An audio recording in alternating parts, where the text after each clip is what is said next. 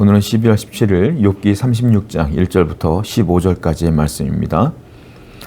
1절부터 4절까지 말씀 보면 엘리후가 자기의 지식을 이렇게 이야기를 합니다.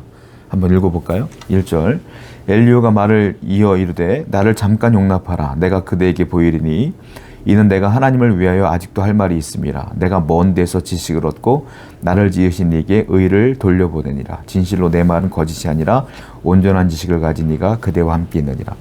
여기서요, 엘리후가 얼마나 교만한지가 드러납니다. 자, 3절을 보면 내가 먼 데서 지식을 얻었다 이렇게 표현하고 있어요. 내가 갖고 있는 지식은 먼 데서 온 것이다 이렇게 말하는데, 이 먼 데서 왔다는 건 어떤 의미냐면 하나님으로부터 직접 온 지식이야 이런 뜻이에요. 내가 지금부터 너에게 말해주는 모든 지식은 내가 공부해서 얻은 게 아니라 하나님으로부터 직접 얻은 거야 이 말이거든요. 또 4절을 보니까 온전한 지식을 가진 이가 그대와 함께 있느니라. 온전하고 완벽한 지식을 갖고 있는 내가 지금 욥 당신과 함께 있는 거야 라고 이야기를 해요. 그러면서 자기가 말하는 모든 것들은 마치 하나님이 자기에게 주신 메시지를 증거해 주는 양 이렇게 얘기를 하고 있다는 거예요. 아주 완벽하고 온전한 자가 나다 이렇게 얘기를 하고 있는 거예요. 욥은 죄인이고 나는 욥과 비교했을 때 온전한 자이기 때문에 하나님의 지식으로 너에게 이야기해 줄 수 있다라고 말하는 거예요. 여러분, 우리가 하나님의 말씀을, 성경 말씀을 인용할 때 두 가지 효과가 나옵니다. 첫 번째로는 이 말씀을, 하나님 말씀을 듣고 어떤 사람이 변화되고 은혜 받을 수가 있어요. 순기능이죠.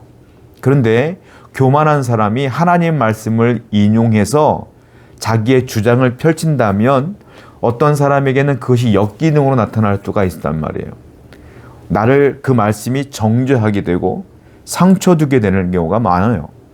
그러니까 이 교만한 사람이 하나님의 말씀을 인용할 때는 자기의 교만과 허영이 드러날 때가 너무 많다는 거예요.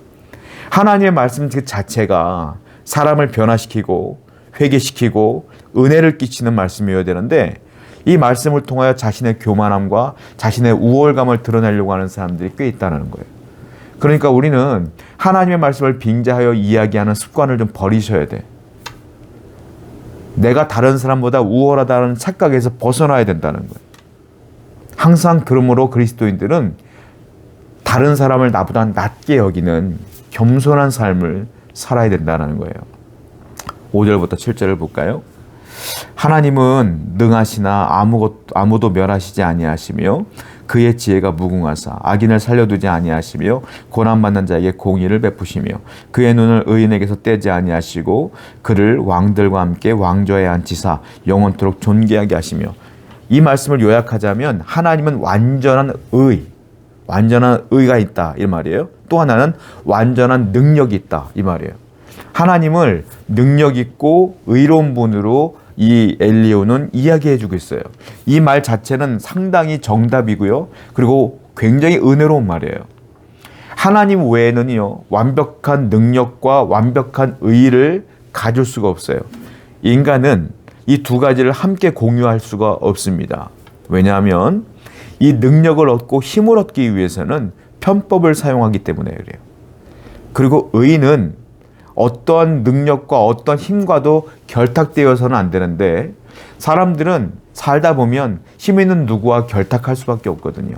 그러니까 사람들은 완전한 의도, 완전한 능력도 가질 수가 없어요.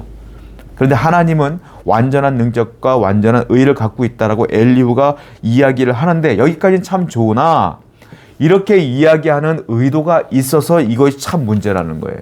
왜냐하면 뒤에 보면은 욥을 겨냥하여 저격하여 이야기하려고 지금 쉽게 말하면 밑에 쭉 베이스로 깔고 있는 거예요. 이런 이야기들을 마치 자기가 하나님의 말씀을 듣는 양, 하나님과 가까운 양 이 얘기를 쭉 깔아놓고 뒤에 욥을 저격하는 일을 이야기를 하려고 그러는 거예요. 어떤 이야기일까요? 이제 죄인은 파멸될 것이다 이 말이에요. 하나님께서 이 죄인들을 어떻게 파멸시키는가, 파멸될 만한 사람들의 이야기를 쭉 얘기하는데, 그거는 욥을 저격하기 위해서 지금 얘기하고 있는 거라는 거죠. 하나님의 말씀을 빙자하여 이야기하는 것 계속 반복되고 있어요. 그런데 이 말씀이 욥에게는 큰 상처가 되고 있다는 사실을 엘리후는 전혀 알지 못하고 있다는 거죠. 8절부터 10절을 보면 이제 그 얘기가 나오죠. 혹시 그들이 족쇄에 매거나 환란의 재료에 얽혔으면 그들의 소행과 악행과 자신들의 교만한 행위를 알게 하시고 그들의 귀를 열어 교훈을 듣게 하시며 명하여 죄악에서 돌이키게 하시나니. 즉 하나님의 말씀의 역할은 뭐냐면 죄인들의 죄를 깨닫게 하신다라는 거죠. 그리고 회개하게 하신다는 거예요. 쉽게 말하면 하나님께서 죄인들에게, 죄를 지은 자에게 고난을 주실 텐데 그 고난의 순기능에 대해서 이야기하고 있어요. 그 고난을 받은 죄인들은 반드시 회개할 것이다. 그리고 자기의 죄가 무엇인지를 하나님의 교훈을 통하여 깨닫게 될 것이니라 라고 말하고 있는 거예요. 그러니까 욥은 완전 무결한 존재가 될 수 없죠. 맞아요. 욥은 인간이기 때문에. 그런데 놀라운 건 엘리후는 자신은 완전 무결한 존재인 것처럼 얘기를 하고 있다는 게 문제예요. 나는 이 하나님의 분노에서, 하나님의 이 판단에서 벗어날 사람이고 이 모든 하나님께서 주시는 고난 네가 받는 거야, 이 말이에요. 우리는 사람을 판단할 때 이렇게 애매하게 판단할 때가 있어요. 다른 사람은 단순하고 그리고 완벽한 죄인이야. 그렇게 판단해. 그 죄가 드러나. 완벽해. 단순해. 그런데 내가 나를 볼 때는 어떻게 판단하는지 아세요? 굉장히 복잡하게 바라봐요, 나를. 단순하게 죄인이냐 의인이냐 이렇게 바라보지 않아요. 복잡하게 바라봐요. 그리고 나는 애매하게 바라봐요, 나를. 안 그래요, 여러분? 여러분들이 왜 내가 죄인이냐 의인이냐 이렇게 바라보지 않고요. 나는 이런 죄를 지을 수밖에 없는 이유가 있어 라고 쭉 나를 변명하죠. 그러니까 복잡해지는 거야. 그리고 내가 죄인이냐? 아니요. 나는 애매한 죄인이야. 내가 그럴 수밖에 없는 이유가 있기 때문에. 많은 사람들은 나를 그렇게 바라봐요. 그런데 다른 사람들은 어떻게 바라봐요? 단순하게 바라봐. 넌 죄인이야. 이렇게 바라봐요. 그렇게 명확하게 얘기해요. 아주 그냥. 성도는 다른 사람을 판단하거나 나를 판단할 때 다른 기준으로 판단하면 안 돼요. 다른 사람이 죄인이냐 의인이냐 이렇게 판단하면 여러분도 똑같이 나를 내가 죄인이냐 의인이냐 이렇게 바라봐야지. 왜 나를 볼 때는 이렇게 애매하게 판단하냐고요. 왜 복잡하게 생각하냐고요. 지금 엘리후가 그런 상황이야.